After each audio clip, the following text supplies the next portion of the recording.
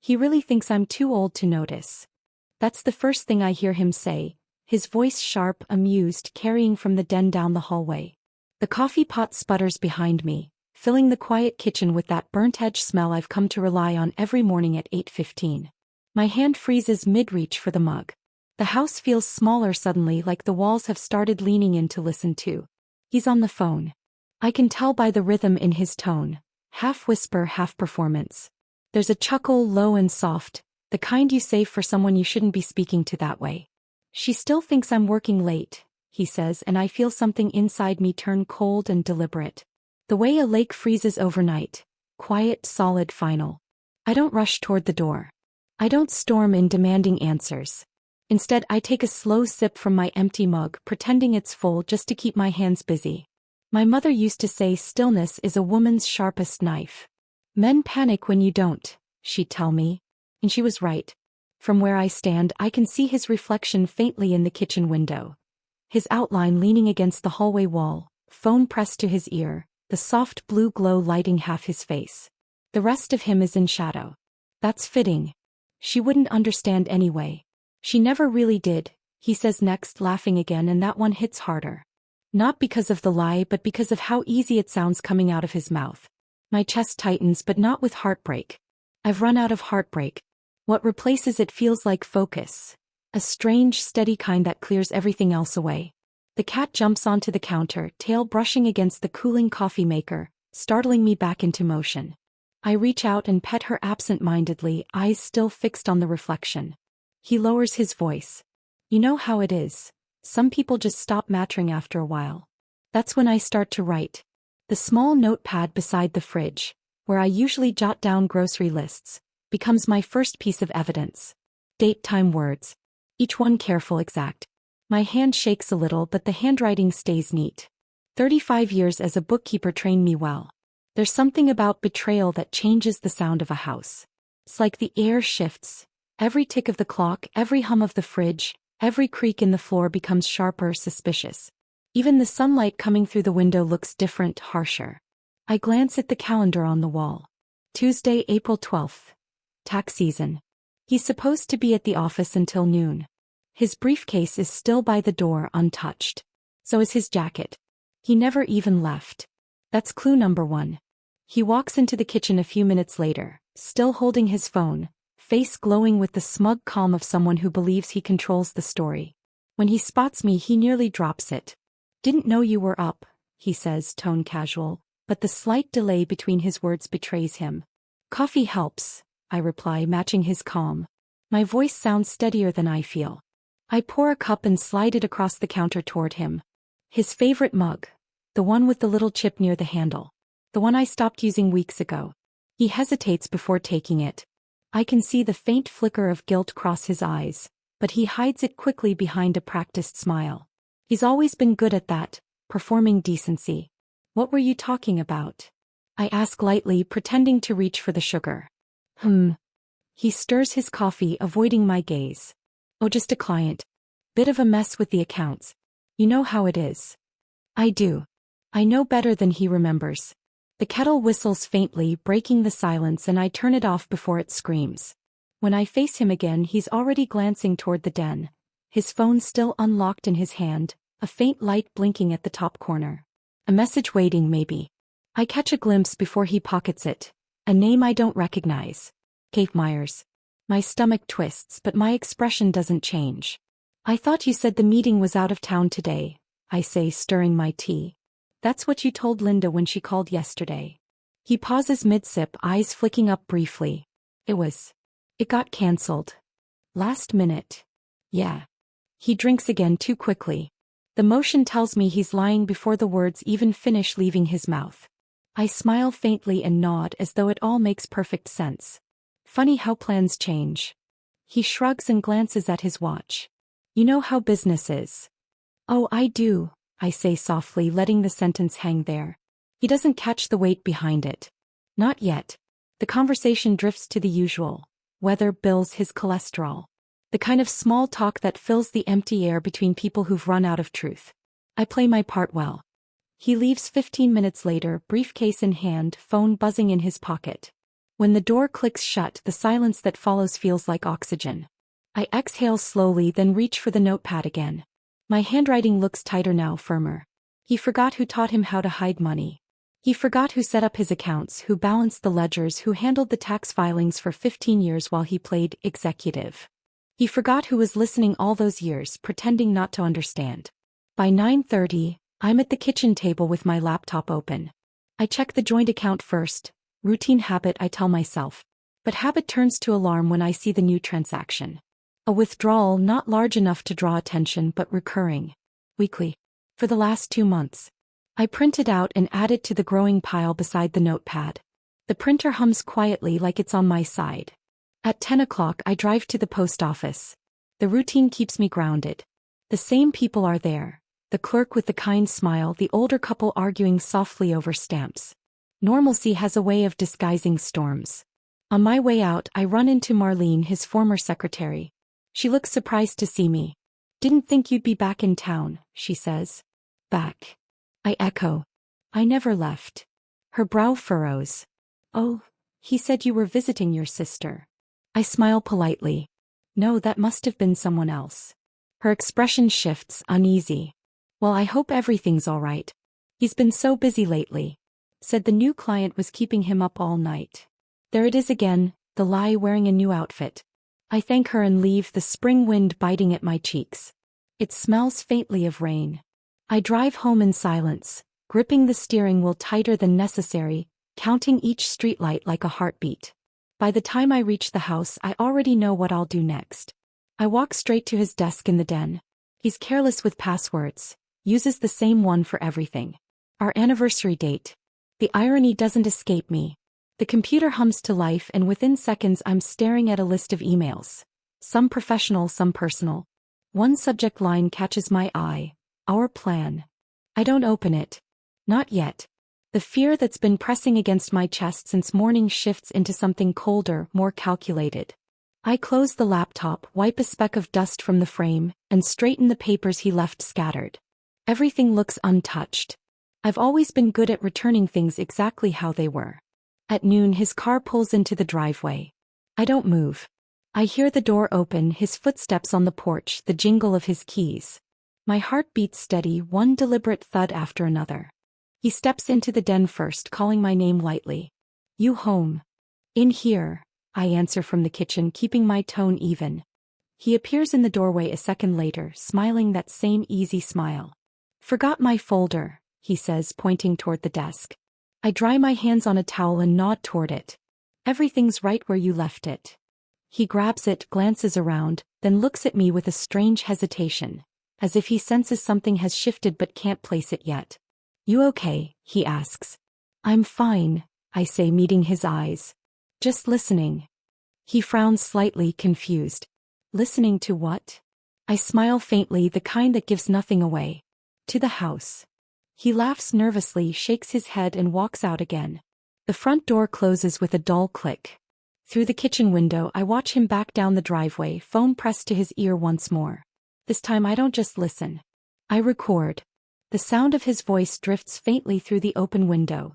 Careless, confident, already lying again. But the part he'll never understand, the part that makes me smile as the recording light blinks red, is that he's not the only one keeping records anymore. And for the first time in years, I feel something close to power. I sit at the kitchen table long after his car disappears down the street. The red recording light on my phone finally fades, leaving only the hum of the refrigerator and the faint ticking of the wall clock. I listen to the house breathe, the pipes groaning, the wood settling, the soft shuffle of air through vents. He's been gone 15 minutes, but it feels like the house hasn't stopped talking since. Every sound carries a memory. His heavy footsteps on the stairs, the way he clears his throat before a lie, the faint slam of the front door when he leaves pretending to be in a hurry. I used to find comfort in those sounds. Now they feel like whispers warning me to pay attention. I replay the recording on low volume. His voice leaks through the speaker, distorted but clear enough. "She still thinks I'm working late." Proof. Small but solid. I name the file "Morning Call" and tuck it inside a hidden folder on my laptop. Then I pour the cold coffee into the sink and start washing the cup he used, scrubbing harder than necessary, watching the dark stains swirl down the drain. When you've lived in a house for 35 years, you start to know what doesn't belong. The smallest thing out of place feels loud. So when I notice a faint scuff mark near the back door, I crouch down. A shoe print. Not his. Too small, too narrow. I straighten slowly, heart thudding once hard. Then I laugh at myself. A short, bitter sound. Probably the delivery man. So I grab a rag and wipe it clean. No trace. No questions. At 2 p.m. the sun shifts through the kitchen blinds, throwing long stripes of gold across the floor. That's when I decide to start looking. Really looking. Not for what's missing but for what's changed. The desk in the den has been reorganized, papers stacked neatly, too neatly. He never did that. The air smells faintly of cologne and lemon cleaner, a combination that doesn't belong together. His shirts are pressed, his shoes polished. He's tidying up his mess, maybe. Preparing for something. I open the bottom drawer, the one he keeps locked. The key, I've always known, is taped to the underside of the drawer above. He never noticed me watching him hide it years ago. Some things you just don't forget. Inside, an envelope labeled statements. My name isn't on any of them. I flip through the papers, bank slips, checks, deposits. A few from our joint account, most from another. The same one I saw online earlier. Each transaction lined up like breadcrumbs leading somewhere I'm not supposed to go. I press my hand flat against the papers, closing my eyes for a moment. My pulse hums steady, the way it used to when I balanced company ledgers back in the 80s. It's almost comforting, this sense of order in chaos. The house creaks again and I look up, half expecting to see him in the doorway. But it's only the wind rattling the back window.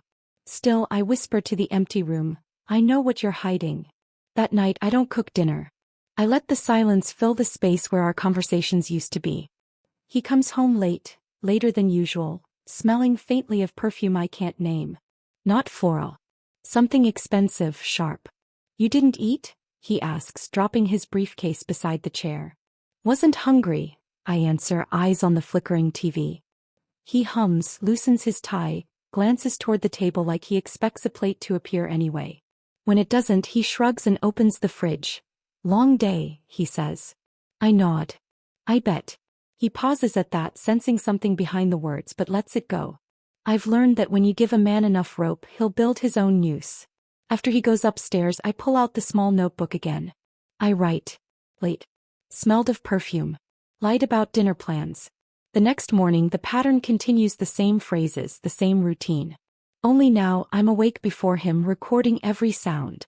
The soft buzz of his phone before he leaves. The faint metallic click of the key when he locks his drawer. The hesitation in his voice when I ask what time he'll be home. The house is starting to give him away piece by piece. 3 days later, I visit Marlene again. This time I bring her coffee and a slice of pound cake. She looks thinner, tired. You hear about the new account? She asks, stirring cream into her cup. No, I say carefully. Tell me. He said it's a joint venture. Something private. You know how he gets. I nod, pretending I do. She leans closer, lowering her voice. I think he's using his brother's name for it. Said it keeps things cleaner on paper. Cleaner. That's one word for it. I drive home slowly, heart heavy with that mix of dread and clarity that comes when denial finally gives way to truth. Back at the house, I pull the spare key from under the flower pot and unlock his office. The blinds are closed, air still. Dust floats in the sunlight like old secrets. I kneel, open the bottom drawer again, and this time there's something new, a flash drive, taped under the folder. I pocket it before my hesitation catches up. That evening, after he's asleep, I plug it into my laptop. Most of the files are encrypted, but one folder opens easily. Inside, photos of documents, receipts, scanned checks, names I recognize, dates I don't. And one picture that makes my breath catch. Him at a restaurant, leaning close across the table toward a woman with red nails and dark hair. Her face turned just enough to show a smile that's not meant for me. I shut the laptop before the screen burns that image into my brain. For a moment I just sit there in the dark, the glow of the monitor painting the room in cold blue light.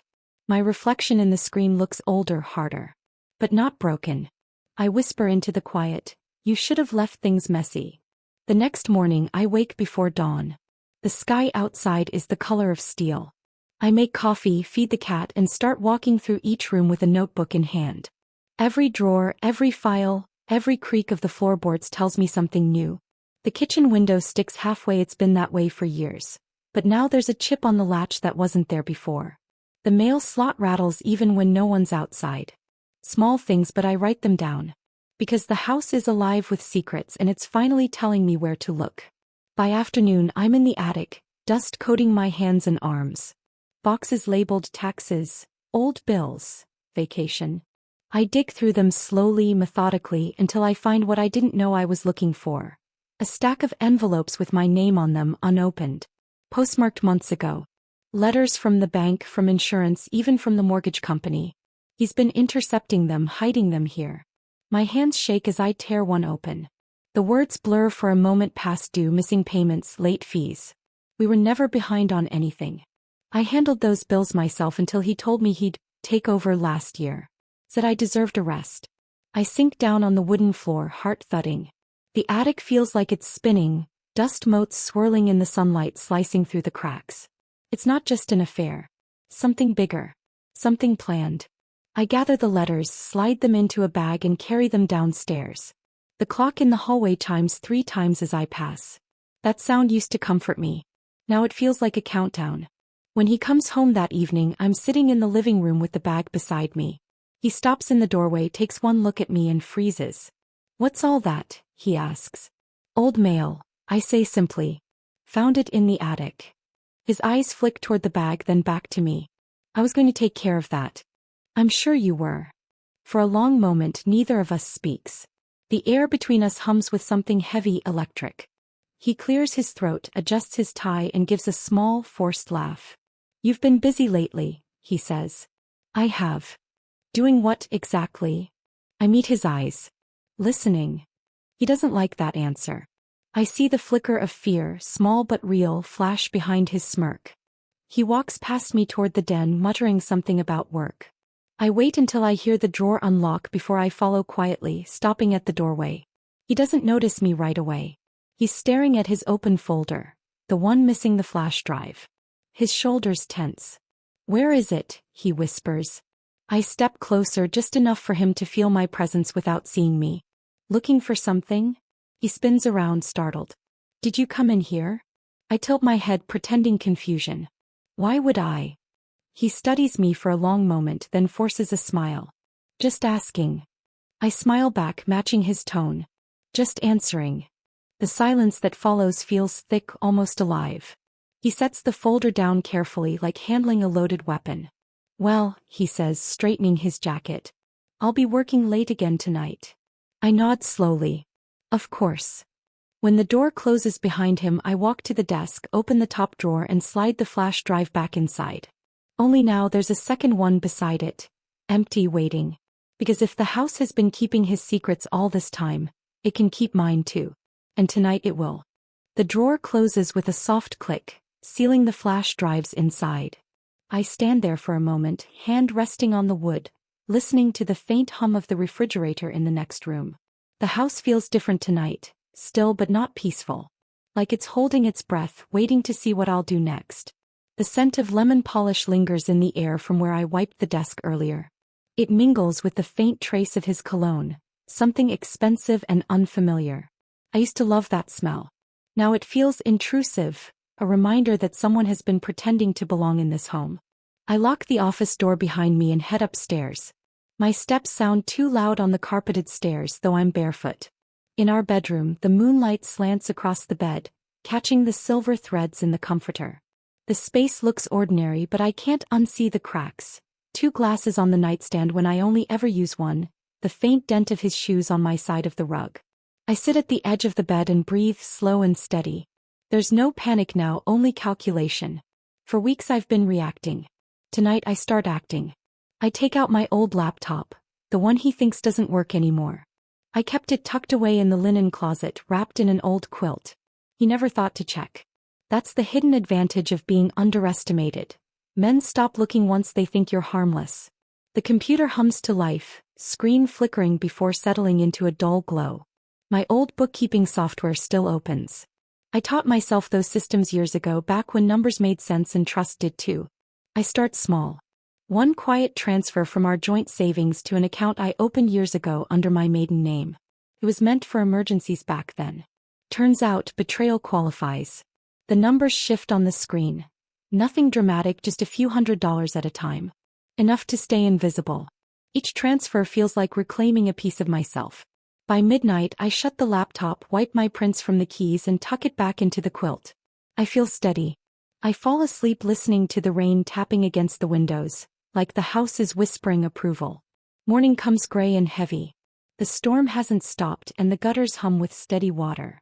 He's already gone when I wake, but his mug sits in the sink, half filled with cold coffee.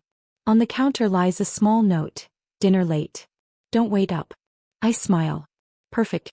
I spend the day cleaning, at least that's what it looks like from the outside. In reality, I'm inventorying. Every drawer, every envelope, every hidden space that's ever held his secrets. The vacuum drowns out my thoughts, but I notice patterns I'd missed before. Documents missing from the file cabinet, small gaps on shelves where boxes used to sit. He's already moving things. Erasing trails. By noon, I found a small key taped under the kitchen drawer. Not the one for the office, I already know that one, but something newer, shinier. I try it on the lockbox in the hallway closet. Fits. Inside. Receipts, more statements, and a stack of blank checks from a business I don't recognize. The name printed in blue ink reads M.L. Consulting LC.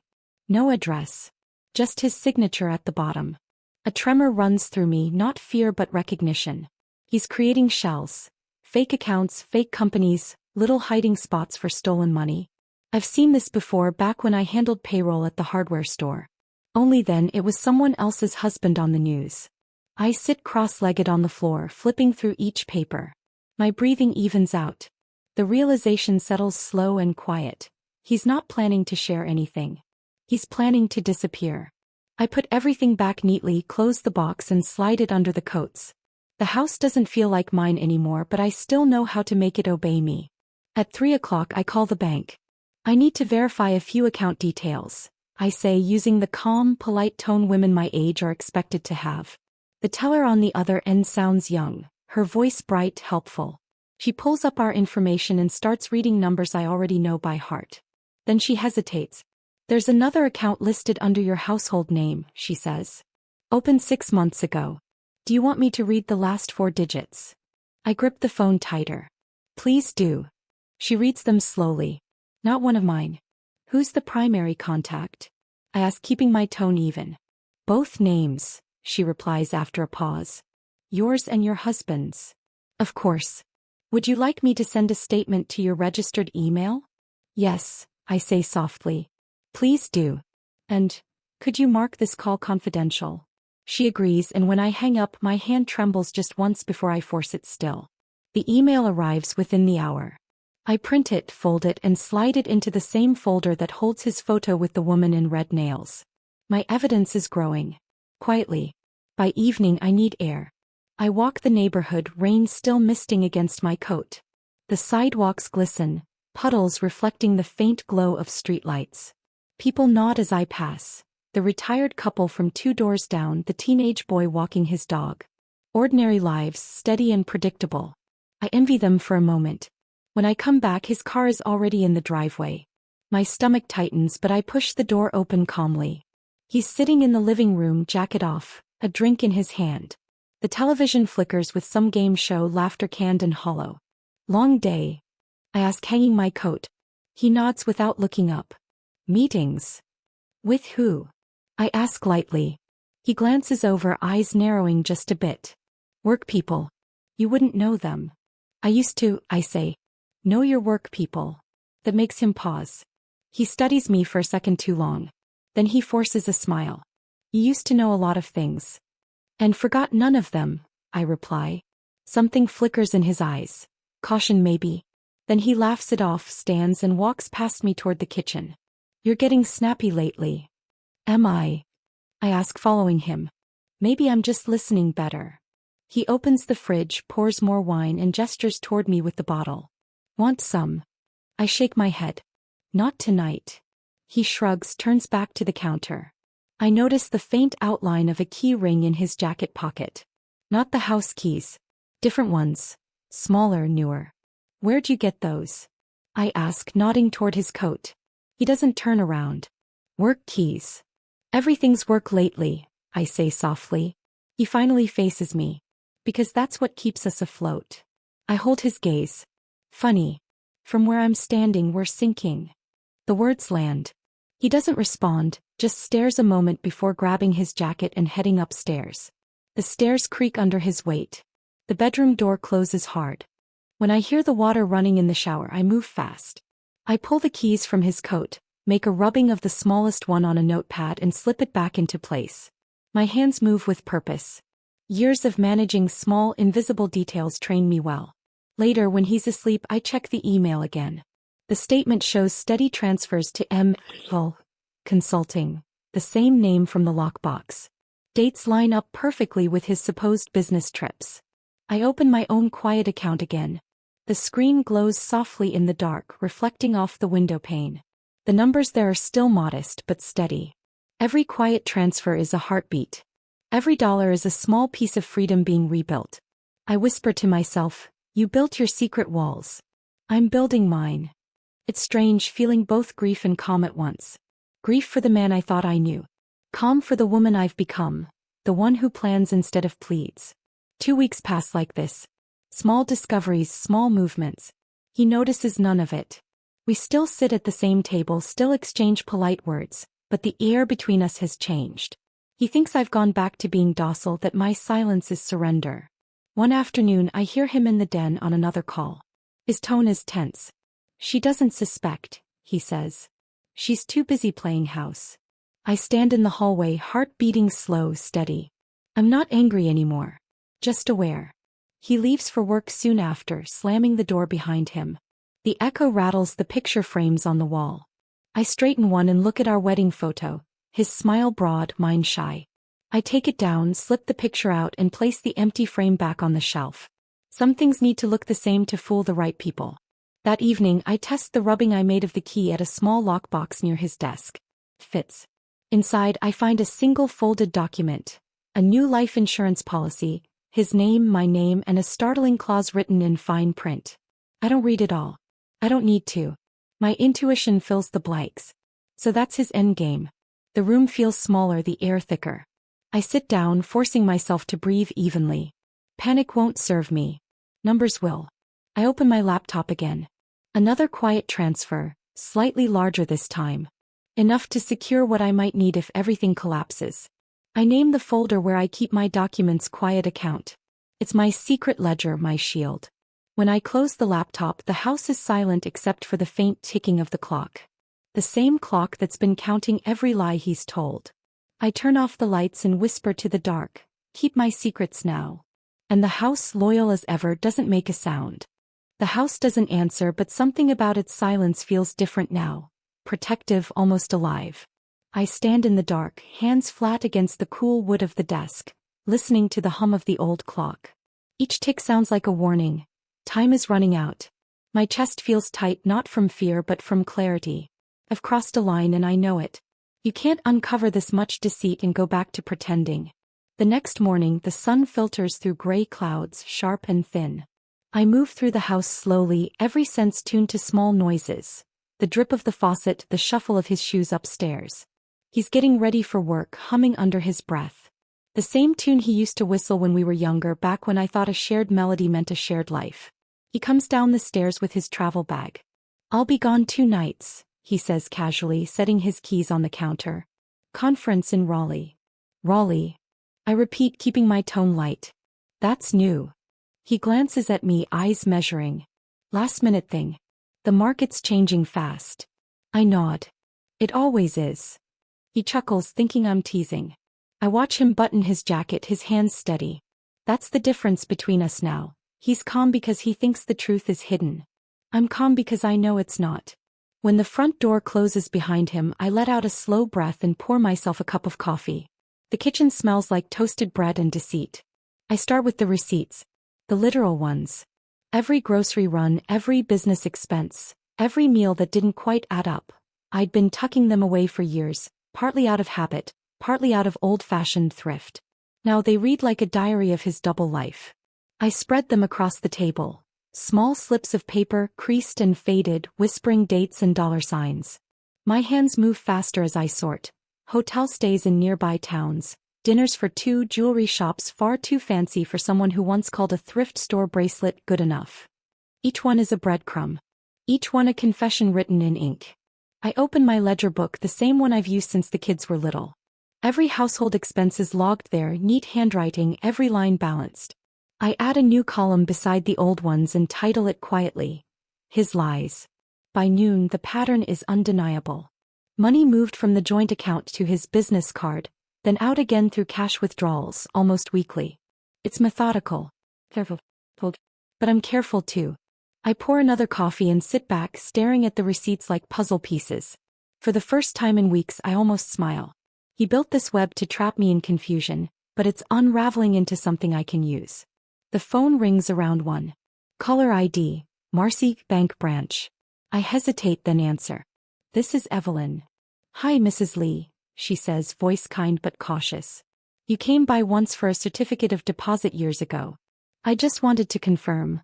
Are you still the secondary contact on the ML Consulting account? My throat tightens. Secondary contact? Yes, she says. It was added recently. I thought it might be an error since the address doesn't match your primary records. I grip the receiver. What address do you have listed? There's a brief pause as she checks. 216 Brookline Drive. My stomach turns. That's not an office. That's a residential neighborhood 2 towns over. I know it because my friend Jean lives there. Thank you, I say quietly. That's all I needed. When I hang up, the world feels tilted. I sit there for a long moment, the clock ticking like footsteps down a hallway. Brookline Drive. It's where the woman with red nails must live. By late afternoon, the rain starts again, tapping steady against the windows. I drive anyway. The wipers drag rhythmically, the kind of slow pulse that makes you think too much. My hands tighten on the wheel as the houses blur past. Neat lawns, American flags, people with predictable lives. Brookline Drive is quiet, lined with tidy maples shedding their leaves in gold and brown spirals. I park 2 houses down from the address and watch. There's a silver car in the driveway. His car. I should have felt anger. Maybe sadness. Instead, I feel something sharper. Confirmation. Proof always feels cleaner than suspicion. I wait. 10 minutes. 15. The front door opens. He steps out, laughing, head tilted back. The woman joins him. Young, maybe mid-30s, dark hair tied back, wearing his old gray sweatshirt. My sweatshirt once. They load boxes into his car. A printer, folders, what looks like a home office setup. She hands him a folder and he kisses her cheek before driving off. I sit there until his taillights vanish. Then quietly I start the car and follow him. Not to confront him but to learn the route. It's time I knew every path he takes. Every lie leaves a trail and I intend to walk it. When I return home, the house greets me with its familiar stillness. I lock the door, hang up my wet coat and lay the folder of receipts back on the table. I've seen what I needed to see. The pieces fit now. He's not just cheating. He's laundering. That fake company isn't for show. It's a funnel. And the woman? She's not just a lover. She's an accomplice. I make tea though I barely taste it. My mind moves faster than my heartbeat. For years I thought my strength came from patience. But maybe it comes from endurance. The quiet kind that outlasts deceit. I go to the drawer, retrieve the blank flash drive and plug it into the old laptop. The folder labeled Quiet Account glows faintly on the screen. I start transferring copies of the files I've collected. Receipts, bank statements, recordings from the voicemail machine. It takes nearly an hour and I watch the progress bar crawl forward like a slow sunrise. Each file is a truth he tried to bury. Each megabyte, a weapon he'll never see coming. When it's done, I tuck the flash drive into a small envelope and write one word on it. Insurance. Then I slip it into the pages of my recipe book, between lemon pound cake and Sunday pot roast. He'll never think to look there. He never cared much for my cooking after all. That night he calls. You still up? His voice crackles through the phone, casual like nothing has changed. I couldn't sleep, I say. You. Hotel's noisy, he replies. Long day. I miss you. I let silence fill the line. He mistakes it for softness. Eve, he says gently. I was just thinking, I reply. How much we've built together. He chuckles. Yeah. We've done all right. I stare at the flicker of the TV, the quiet reflection of my face in the screen. You remember that promise we made? I ask. To never lie to each other? Pause. Of course. Good, I say softly. Because every lie has a receipt. What? I smile faintly. Just something I heard once. He laughs, uneasy. You and your sayings. When we hang up, I sit there in the glow of the lamp, feeling something shift inside me. Not rage, not grief, but resolve. I'm not the same woman he's been lying to. I'm the woman who's documenting every inch of his betrayal. And he still doesn't know it. The next morning I call Jean, the friend who lives near Brookline. You still have that old neighborhood watch camera on your porch? I ask. Sure do, she says. Why? Would you check if it caught anything interesting from 216 Brookline Drive yesterday? Around 4 o'clock. There's a pause. You all right, honey? I'm fine, I say. Just need to confirm something. By evening she sends a short clip. The video shows exactly what I saw, the two of them loading boxes into his car. The quality's grainy, but clear enough to recognize the sweatshirt and the stolen laugh. I forward the clip to my private email and label it Exhibit A. I sit back, heart steady, tea cooling beside me. My mind is already moving to the next step. Proof tied not just to emotion but to law. For the first time I imagine life after him, and the thought doesn't scare me. It feels clean. But something odd happens later that night. While I'm locking up, I notice the office drawer slightly open. The one that held the flash drives. My stomach sinks. I know I left it closed. I approach slowly, pulse quickening. Inside the second drive, the empty one, is gone. My throat dries. I glance toward the stairs. He's supposed to be gone until tomorrow. The lights are off upstairs, but I hear it. The faint creak of a floorboard, the slow, deliberate sound of someone moving. The house, my silent witness, feels suddenly alert again. I don't move. I don't breathe. My mind runs through possibilities. Did he come back early? Did he notice the missing key impression? Or maybe he's been watching longer than I realized. I take one step back, another. My heart thunders, but my face stays calm. The drawer stays open, the air heavy with realization. I'm not the only one who's been collecting proof. The drawer is open. The empty flash drive is gone.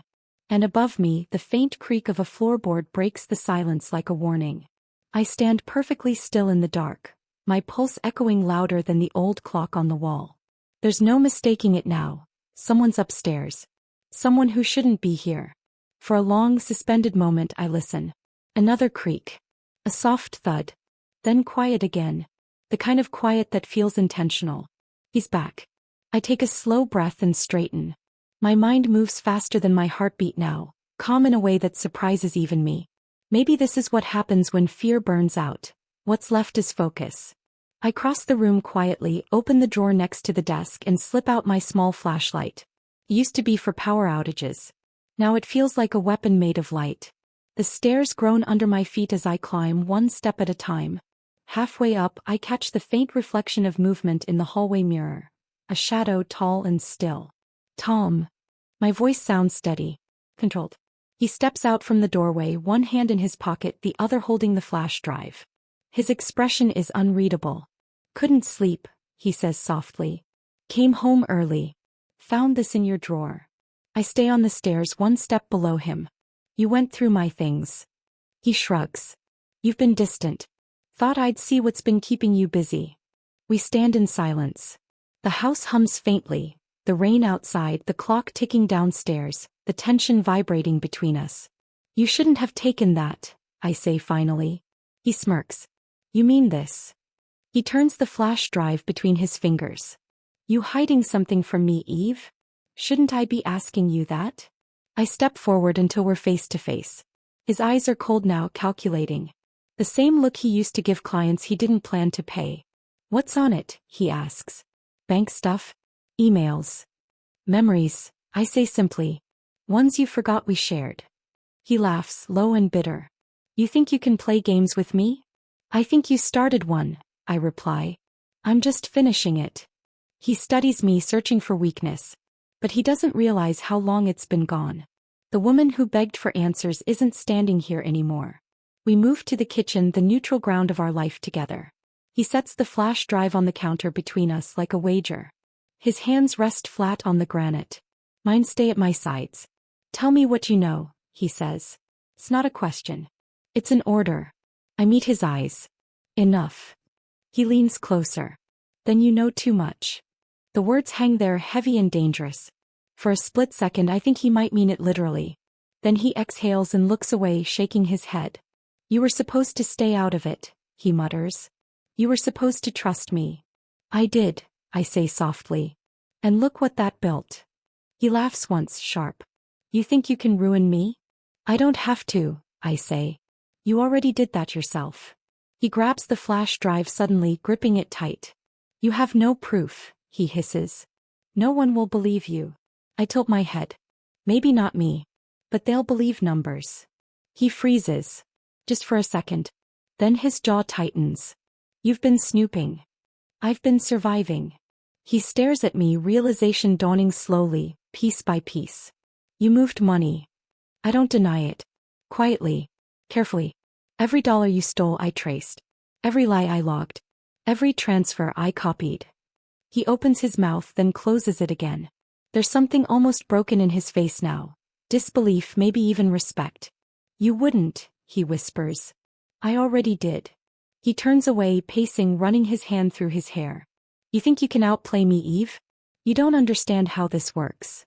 I understand perfectly, I say. You took everything that was ours and made it yours. So I made sure everything that's left will be mine. He stops pacing. Where's the real drive? I smile faintly. Somewhere safe. He glares. You always were smarter than I gave you credit for. I know, I say quietly. That was your mistake. The rain outside intensifies, drumming hard against the windows. Thunder rolls low in the distance like the sky is holding its breath too. He exhales slowly. You're not walking away from this, Eve. If I go down, you go down with me. No, I say, stepping forward. If you go down, I walk free. I made sure of it. He frowns. What do you mean? I reach into my sweater pocket and pull out my phone. You see, I learned from the best, I say. You record calls without people knowing? I do now too. I tap the screen and his voice fills the kitchen. From last week, the one where he told his partner, she doesn't suspect. She's too busy playing house. His face drains of color. I stop the recording. Every lie, I say quietly, has a receipt. He stares at me for a long moment, then laughs, low, hollow. You think anyone cares about an old woman's revenge story? I don't blink. They'll care about the numbers. And about your mistress. I'm sure she'll talk once the money stops coming. Something in his expression cracks. You wouldn't do that. I smile, small, calm, final. You're right. I wouldn't. But the woman you created? She would. He moves suddenly, sweeping the flash drive off the counter. It clatters to the floor, slides under the table. We both freeze. Then he crouches to grab it, but I'm faster. My foot pins it to the tile. He looks up at me, eyes burning. Give it back. I bend down slowly, pick up the flash drive and close my hand around it. No. He straightens, breathing hard. You're going to regret this. I shake my head. No, Tom. I already regretted everything else. For a heartbeat we just stare at each other. Two strangers who once promised forever. Then he turns, grabs his coat and storms out into the rain. The door slams. The echo travels through the house, shaking loose years of silence. I stand there alone, the flash drive warm in my palm. My hands are trembling, but not from fear this time. From release. I walk to the living room, sit down and pull up my laptop. I plug in the drive and copy everything to my secure email, addressed to the bank investigator who left me a voicemail months ago about unusual transfers. I write one sentence in the message box. Consider this my final reconciliation. Then I hit send. The email whooshes away into the quiet. I close the laptop and look around the room. The ticking clock, the hum of the refrigerator, the faint smell of rain-soaked earth coming through the open window.